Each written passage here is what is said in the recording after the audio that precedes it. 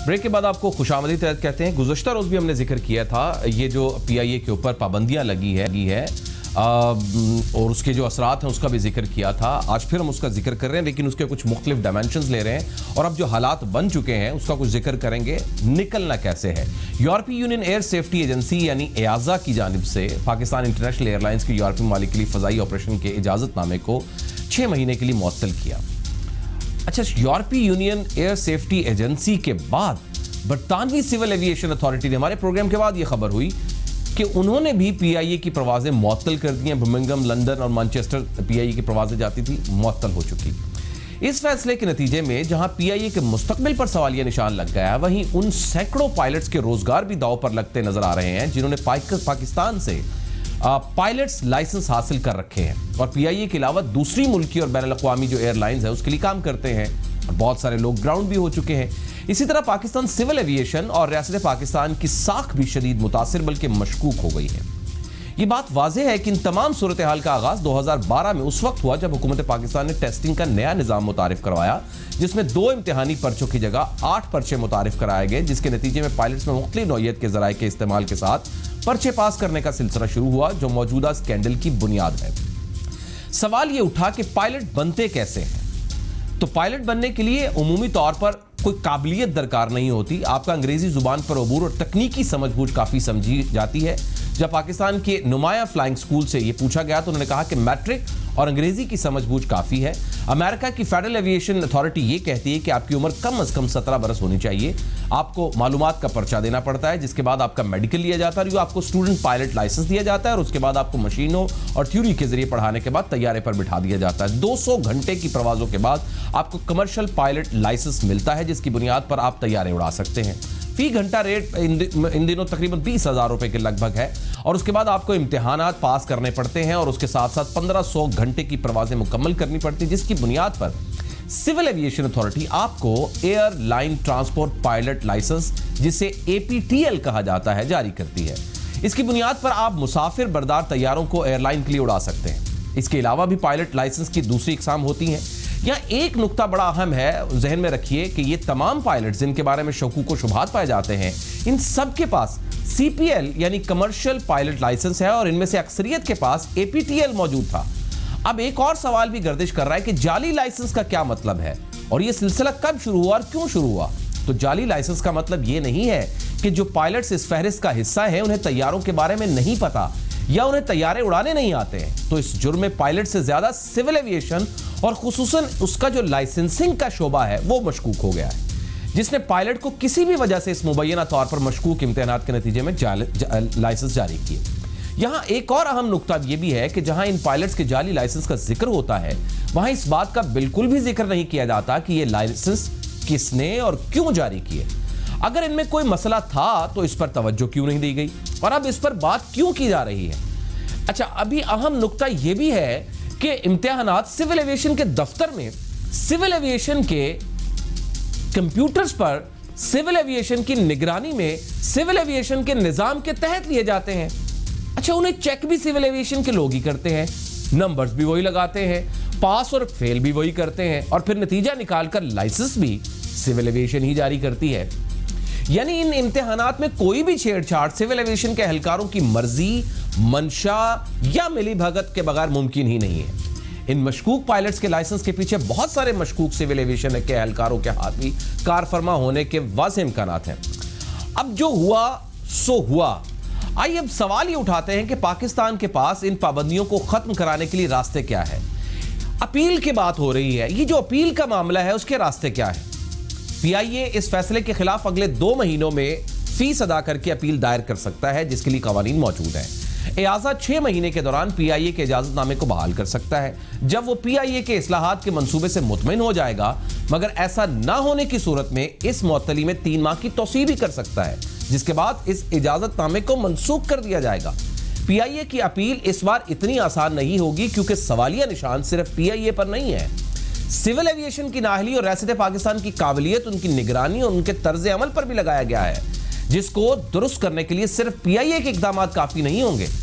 कुछ माहिरीन कहते हैं कि अगर हुकूमत पाकिस्तान इस मामले को सुधारने में संजीदा है और इस बारे में वजीर बराए हवाबाजी और वजीर आज़म कह चुके हैं, तो हुकूमत पाकिस्तान को एक बैनुल-अक़वामी कमीशन का ऐलान करना चाहिए, इंटरनेशनल कमीशन का, जिसमें अयाजा, अमेरिका की फेडरल एविएशन एजेंसी, आलमी सिविल एविएशन की तंजीम ICA और आलमी एयर ट्रैवल तंजीम EATA और आलमी federation of airline pilots association की नुमाइंदगी हो, जो पायलट्स के लाइसेंसिंग के निज़ाम का जायजा ले, तब ही कोई सूरत हाल या मामला हल हो सकता है। तो आइए जरा राय लेते हैं कि हमारे पास अब रास्ते क्या है। उसके लिए बात करते हैं माहिर एविएशन अमूर शकील आफ्ताब साहब हमारे साथ मौजूद हैं। शकील साहब, बहुत बहुत शुक्रिया साहब, अब हमेशा हमारे लिए वक्त निकालते हैं, हमारी रहनुमाई करते हैं, हम आपके बड़े मशकूर हैं sir.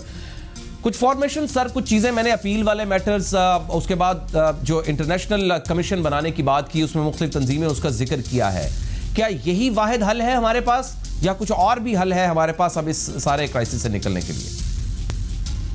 I'm sorry, I had actually lost you there क्योंकि लाइन डिस्कनेक्ट हो गई थी। जी आप अपना सवाल अगर काइंडली दोबारा मैंने ये कहा है कि अब जो कुछ हुआ सो हुआ, इसके लिए एक इंटरनेशनल कमीशन बनाने की ज़रूरत है और इसमें EATA को भी शामिल किया जाए, इसमें जो दीगर और तंजीमें हैं, पायलट की है, अमेरिकन एविएशन की है, इंटरनेशनल एयर ट्रैवल EATA है, आलमी federation of airline pilots association है, इंटरनेशनल सिविल एविएशन की तंजीम ICAO है, अयाजा है, अमेरिका की फेडरल एविएशन है, इन सब को मिला के एक कमीशन बनाया जाए और फिर इस सारे मामले को खंगाला जाए और उनकी तसल्ली हो गई तो इसका मतलब है कि फिर हमारे मसले हल हो सकते हैं। क्या ये मुमकिन है?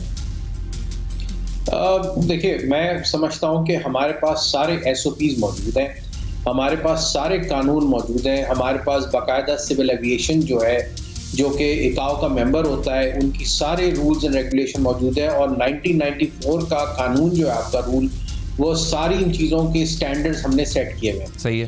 प्रॉब्लम यहाँ पे ये है कि इम्प्लीमेंटेशन और चेकिंग नहीं है, और अगर इम्प्लीमेंटेशन नहीं होगी तो जाहिर बात है फिर उसकी जो है रिपरकशंस तो आएंगे। तो जैसे आपने बताया कि पायलट यहाँ पे मैट्रिक पास आप जाके और आप SPL जो है स्टूडेंट पायलट लाइसेंस के लिए आप अप्लाई कर सकते हैं सिविल एविएशन के पास। उसके बाद 200 घंटे के बाद आप जब कंप्लीट कर लेते हैं तो आप जो है या अप्लाई कर सकते हैं CPL के लिए या ATPL के लिए। ठीक है।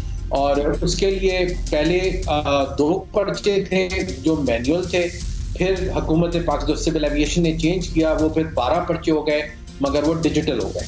ठीक है। अच्छा, उसमें जो हमें इत्तला मिली है, जो डिजिटल पर्चे हुए हैं उसके अंदर IT डिपार्टमेंट ने भी इन्वॉल्व है, उसके अंदर उन्होंने कुछ मामला गड़बड़ की हैं, वो भी इन्वॉल्व हैं, और लाइसेंसिंग डिपार्टमेंट वाले भी इन्वॉल्व हैं।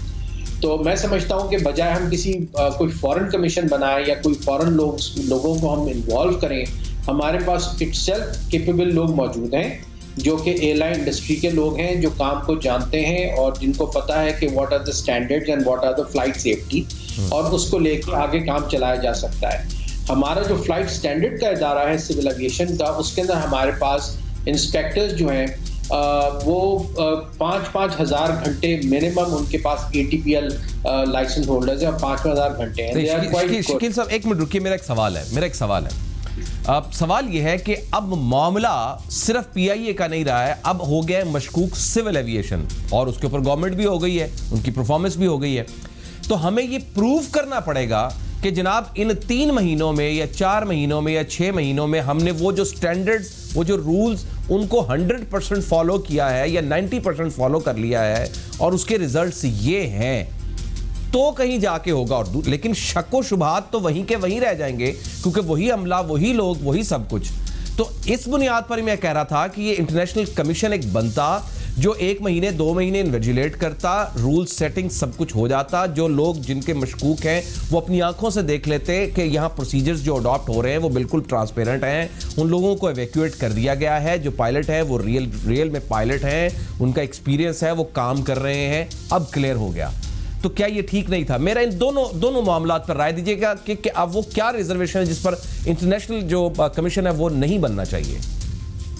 देखिए, हमें एक्चुअली प्रॉब्लम को समझने की ज़रूरत है। प्रॉब्लम यहाँ ये हुई है कि 9 महीने से ये मामला चल रहा था, और था क्या मामला कि आपकी जो यूरोपियन यूनियन की जो एविएशन सेफ्टी एजेंसी है, उन्होंने पीआईए को इशू किया था थर्ड कंट्री ऑपरेटर ऑथराइजेशन दी थी 17 मई 2016 में। और जो वो ऑथराइजेशन दी गई थी that was as a part of continuous monitoring वो दी गई थी कि जी वो और साथ साथ वो असेस करते रहेंगे कि पीआईए जो है क्या वो कंप्लायंस कर रहा है उनकी एनेक्स 1 की पार्ट टीसीओ का या नहीं कर रहा, जो उनकी रेगुलेशन है 452 2014 की, जिसकी जो है टीसीओ 200 वगैरह जो मतलब रियासत के रूल्स रेगुलेशन है। और वो ओवरसाइट कैपेबिलिटीज देखना चाहता था कि जो स्टेट का जो ऑपरेटर है, जो सिविल एविएशन है, जो हमारा पीआईए जो ऑपरेटर है, उसकी ओवरसाइट कैपेबिलिटीज भी वो मॉनिटर कर रहे थे।